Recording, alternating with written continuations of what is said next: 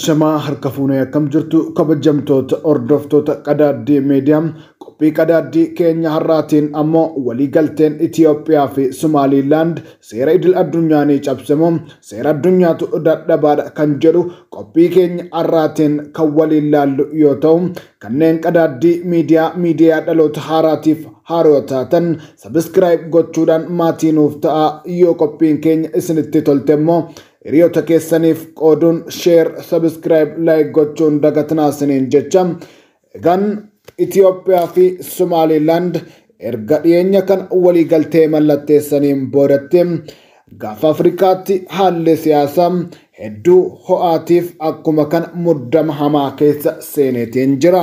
Egaan Somaaliyaanis Itoophiyaan birmadummaa koo keessa seente jechuun baay'ee dheekkamteetti. Waliigalteen wal hubannoo Itoophiyaa fi Somaliland dhimmoota walta'iinsa dinagdee investimentii nageenyaa kan of keessatti hammatu ta'e Itoophiyaan galaana diimaarraa karaa ittiin ulaa galaanaatti baatu akka argattu kan taasisudha ture. Karaa galaanaa buufata daldalaaf oolu qofa osoo hin taane Itoophiyaan buufata waraanaa galaanaa akka ijaartu kan hayyamus qaama waliigaltee kanaatiin ture. Somaliland bakka Itoophiyaaf ulaa galaanaa kennituuf Itoophiyaarraa beekamtii biyya ta'uu akka argattu beeksifteetti. Somaliland biyya kamiinuu akka biyya walabaatti beekamtii hin qabdu. Akka qaama Somaaliyaattis ilaalamti. Itoophiyaa fi Somaliland waliigaluu isaanii hordofeetiin iyyata Somaaliyaan dhiyeeffataa jirtu keessaa tokko ammoo Itoophiyaan seera idil addunyaa cabsuun dhimma biyya koo keessa galteetti kan jedhudha. Tarkaanfiiwwan dippiloomaasii fi seeraa garaagaraa akka fudhattus beeksisaatiin jirti. Ofii Somaaliyaan tarkaanfiiwwan seeraa akkamii Itoophiyaa irratti fudhachuu akka isheen dandeessu xiinxaltoonni siyaasaa gaanfa Afrikaa garaagaraa yaada isaanii karaa marsaalee hawaasaa garaagaraatiin qoodaatiin jirani. Egaan Itoophiyaan Somaliland kan Soomaaliyaan qaama kooti jettuun waliin waliigaltee mallatteessuuf seerri ishee deeggaru yookaan dhorku ni jira yookiis gaaffilee kan irratti ogeessa seeraa idil addunyaa kan ta'an Dr. Henook Gabbisaas waan dubbatan qabum nutis qophii Qadaaddii irraatiin kan sanbaraan geenyu ta'a. Ogeessi seeraa Dr. Henook Gabbisaa akka jedhanitti Itoophiyaan Somaliland kan beekamtii addunyaa hin qabne wajjin waliigaltee gochuu seerri dhorku akka hin jirre dubbatu. Gama biroodhaan ammoo akka jirus tumaalee seeraa idil addunyaa garaagaraa akka fakkeenyaatti fudhachuun ni ibsu. Itoophiyaan seera cabsiteetti jedhanii falmuun ni danda'ama. Lakki Itoophiyaan seera addunyaa hin cabsine jedhanii falmuunis ni danda'ama jechuun falmii gama lachuunuu jiru ni kaasu. Itoophiyaan Somaliland kan Soomaaliyaan qaama kooti jettu wajjin waliigaltee mallatteessuun ishee seera idil addunyaa hin cabsine jedhanii falmuuf ragaan dhiyaatu biyyi kam qaamni kamiyyuu waliigaluuf yookaan walta'iinsa uumuuf ayyama qaama biraa gaafachuun hin barbaachisu kan jedhudha. Keessumatti waliigaltee daldalaa kan michummaa yookaan kan wal gargaarsaa walii mallatteessuuf akka biyyaattis ta'e akka dhaabbataatti yookaan akka nama dhuunfaatti hayyama nama biraan barbaachisu. Itoophiyaan Somaaliyaa irraa hayyama gaafachuun akka isheen barbaachifne kaasu. Waliigaltee biyyoolessaa fi waliif mallatteessuu kan danda'u biyyoota beekamtii qaban qofaadha moo biyyoonni beekamtii idil addunyaa hin qabnes mallatteessuu ni danda'u kan jedhuuf ammoo falmii jiruu fi seerri addunyaa bakka qaawwaa itti agarsiisu akka ta'e kaasuudhaan ogeessi seeraa kun ni dubbatu. Gama kanaan qaawwa seerri idil addunyaa qabu dhimma Morookoo fi Western Sahaaraa gidduu jiru akka fakkeenyaatti kaasuudhaan biyyoonni beekamtii idil addunyaa hin argannes waliigaltee mallatteessuu akka danda'an ibsu. Biyya Morookoo keessa keezii yookaan dhimmi Western Sahaaraa jedhamutu ture. Isaanis Morookoon wal dhabaniitiin akka biyyatti of danda'anii falmiitu gaggeeffamaatiin ture. Dhimmichi gara mana murtii haqaa idil addunyaatti geeffamee murtii falmisiisaa akka argate himu.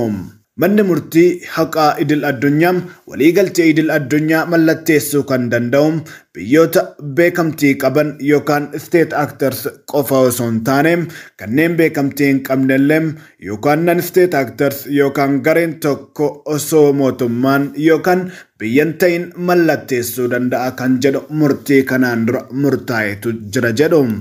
Akka ogeessi seeraa kun jedhanittis qaamoleen beekamtii idil addunyaa hin qabne kanneen akka Somaliland, Taiwan, Tibet, Western Sahara fa'am biyyoota beekamtii qaqqabanis ta'e qaamolee biroo waliin waliigaltee mallatteessuu ni danda'u. Itoophiyaan ulaa galaanaa kan daldalaa fi waraanaa akka irratti misoomsituuf waliigaluu kan beeksifte Somaliland ani biyya jettee erga labsatteetiin waggoota 30 lakkoofsisteetiin jirti. Humna waraanaa pirezidaant mallaqa mataa ishee ni qabdi. Somaaliyaa caalam lafa tasgabbee fi nageenyi itti jirudha. Akkasumas filannoo dimokiraatawaadha jedhamee si'a hedduu geggeessiteetiin jirti. Akka qaama Somaaliyaa hin taaneef biyya of dandeesse taatii ollaa Somaaliyaa jirtuttis of ilaalti. Haa ta'uutii egaan Somaaliyaan akka qaama isheettu malee akka biyya walabaatti Somaaliyaan laaltu waliigaltee walhubannoo Itoophiyaa fi Somaliland taasisanis fudhatama dhabsiisuun yaaddoo birmadummaa kiyyarratti labsameedhaaf jettee jirti. Kanumarraa ka'uudhaan dhaabbileen akka Gamtaa Afrikaa, IGAD, Liigii Arabaa fi Gamtaa Awuroopaaf biyyoonni akka US, China walabummaan birmadummaa daangaa Somaaliyaa akka kabajamuu fi Itoophiyaa fi Somaaliyaan karaa nagaan garaagarummaa isaanii akka furataniif waamicha dhiyeessaatiin jiru. Dhiyeenyuma kana manni maree nageenyaa Gamtaa Afrikaa dhimma Somaaliyaa fi Itoophiyaa irratti korataa'een biyyoonni lamaan garaagarummaa isaanii fi bifa birmadummaa walii kabajeen akka furataniif akka mari'atan yaada dhiyeessuus Somaaliyaan walii galteen Itoophiyaa fi Somaliland waliif mallatteessan haqamu malee Itoophiyaa wajjin marii gaggeessuu akka hin feene ibsitee jirti.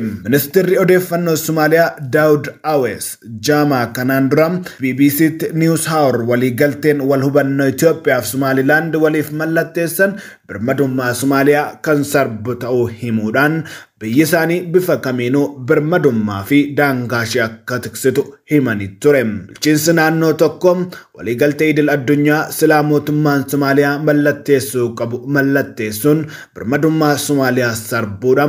Kanaafidha daangaa Somaaliyaa irraa taakkuun tokko biyya yookaan qaama kamiifuu hin kennamu kan jennuuf jechuun deebisanii. Haa ta'u garuu Somaaliyaan tarkaanfiiwwan seeraa fi kanneen biroo fudhachuun ala Itoophiyaa wajjin lola keessa seenuuf fedhii akka hin qabne himanii qondaalli mootummaa Somaaliyaa kuni. Somaaliyaan Itoophiyaa irratti tarkaanfiiwwan seeraa akkamii fudhachuu akka dandeessu seerri idil addunyaa ishee kan deeggarus kam akka ta'e ogeessi seeraa Dr. Henook Gaabbisaan Somaaliyaan Itoophiyaa irratti dhiibbaa gaggeessuuf carraa qabdu ni kaasum.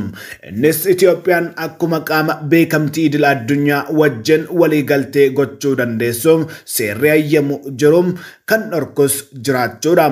Yaadi lammaffaan isaan kaasan ammoo akkaataa waliigaltee addunyaatti biyyi tokko waliigaltee mallatteessuu kan dandeessuun biyya beekamtii idil addunyaa qabdu waliin akka ta'e kaasum.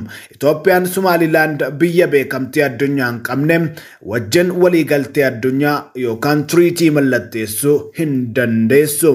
Ragaan dhiyaatu birmadummaa fi tokkummaa daangaa biyyoolessaa yookaan sovereignty and territorial integrity tumsuurraa kan ka'uudha. Addunyaan Somaliland akka qaama Somaaliyaatti waan fudhattuuf waliigalteen kun gama biraan kufaa akka ta'u himu. Somaaliyaan nuti rakkoo haa qabaannu malee biyya tokkodha. Somaliland biyyi jedhamtu hin jirtu. Kanaaf yoo waliigaltee uumte Somaaliyaa wajjin malee adda baastee kophaatti Somaliland wajjin waliigaltee uumuu hin dandeessu kan jedhu falmiin jira. Somaaliyaan kana qabattee waltajjii idil addunyaa irratti dhiyaachuu akka dandeessus kaasu. Bifuma wal fakkaatuun Itoophiyaan qaama beekamtii addunyaa hin qabne Somaliland wajjin waliigaltee mallatteessuun ishee seera walitti dhufeenya dippiloomaasii Vienna Diplomatic Convention kan bara kan bara 1963 biyyoonni waliif mallatteessan kan cabsu ta'uu isaatiin Somaaliyaan kanas qabattee akka falmitu kaasu. Akkaataa seera kanaattis waliigaltee idil addunyaa mallatteessuu kan danda'u biyyoota beekamtii addunyaa qaban yookaan state actors ta'an qofadha. Qabxiin guddaan waliigaltee dippiloomaasii Veenaa sana keessa jiru biyya kamuu hariiroo dippiloomaasii gaafa uumtum biyya beekamtii qabdu waliin osoo birmadummaa lafaa fi uummata biyya sanaan jeeqin waliigaltee uumuu qabdi malee sana cabsuu hin qabdu kan jedhu achi keessaas jira jechuudhaan Somaaliyaan falmii kana akka kaastu himu. Biyyoonni gurguddoonis birmadummaa fi tokkummaan daangaa Somaaliyaa argamuu akka qabu ibsaa kan jiraniif waliigaltee Veenaa dippiloomaasiin biyyoota addunyaa ittiin gaggeeffamu bu'uura godhachuun akka ta'es kaasu. Heera Itoophiyaa keeyata 51 jalatti mootummaan federaalaa Itoophiyaa waliigalteewwan idil addunyaa mallatteessuuf aangoo akka qabu ifa godha.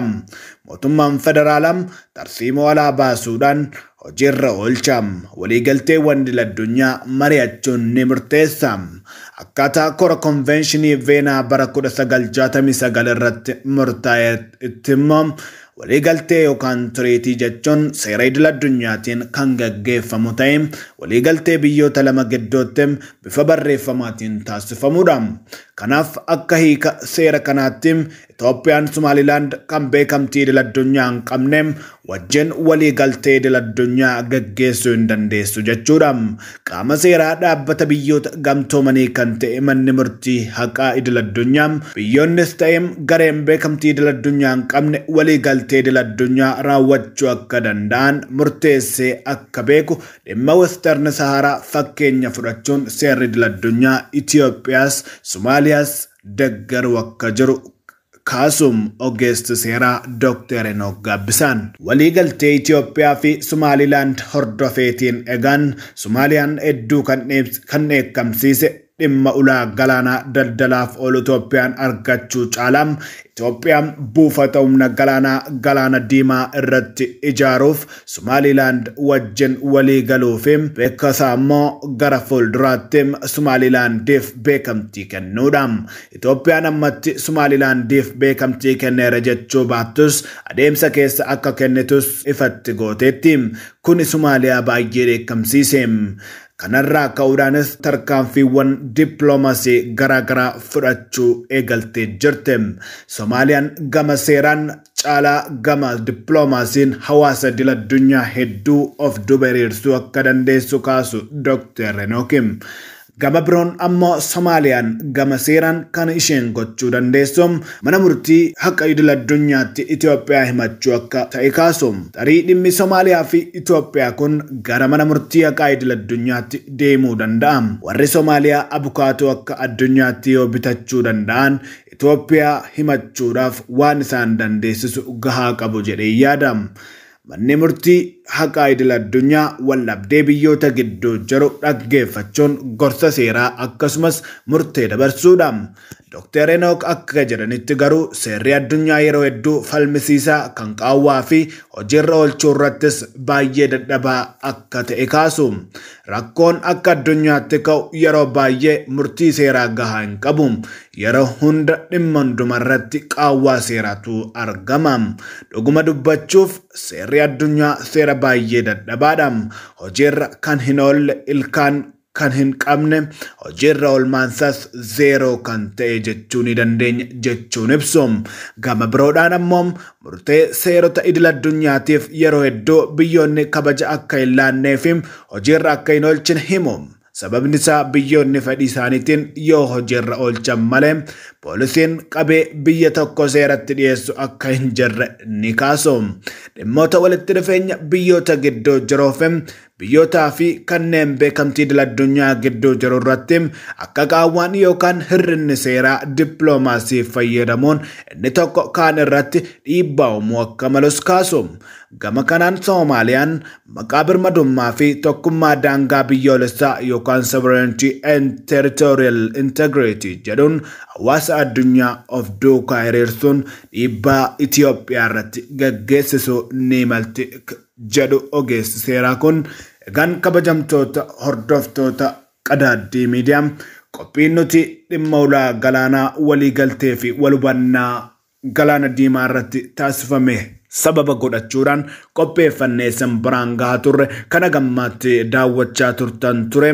Qophicha qopheessuudhaan gareen Qadaaddii Miidiyaa sanfaana turan nagaatti isiniin jedhu qophii biraan walitti deebina.